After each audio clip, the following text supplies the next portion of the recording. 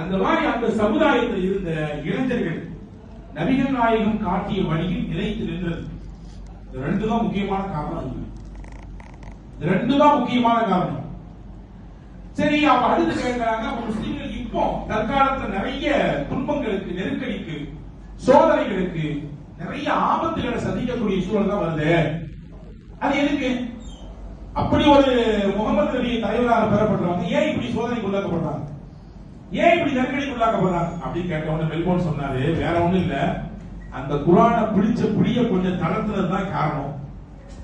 அந்த தளர்த்துனதும் நபிகள் நாயகத்தின் வழியிலே அந்த சமூகத்தினுடைய இளைஞர்களின் அந்த போக்கு கொஞ்சம் திசை மாறி இருந்தா இதுக்கு காரணம். ஆனா சொல்றேன் கேட்டுங்க, மீண்டும் வரலாறு திரும்பி வரும். மீண்டும் உலகத்தில் முஸ்லிம்கள் எழுவார்கள்.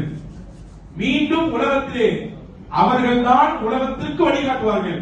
அந்த காலம் வெகு தொலைவில் இல்ல. மறுபடியும் அந்த ரெண்டையும் சரியா செஞ்சுட்டாங்கன்னா அவங்க தான் அப்படின்னு சொன்னது யாருங்க? நீங்களும் நானும் சொன்னா ரொம்ப சந்தோஷப்பட்டுருவோம், பிரச்சனை இல்லை, பெரிய விஷயம் இல்லை.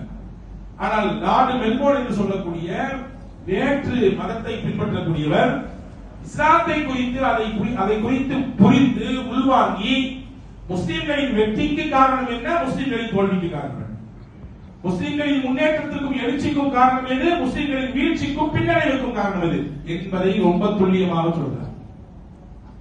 இதிலிருந்து நாம் தெரிந்து கொள்ள வேண்டிய விஷயம் என்னன்னா, இஸ்லாத்தில் இளைஞர்களின் போக்கு மிகச் சரியாக இருந்தால் அது அவர்களோடு மட்டும் இருக்காது, சமூகத்தையே மாற்றி அமைக்கும்.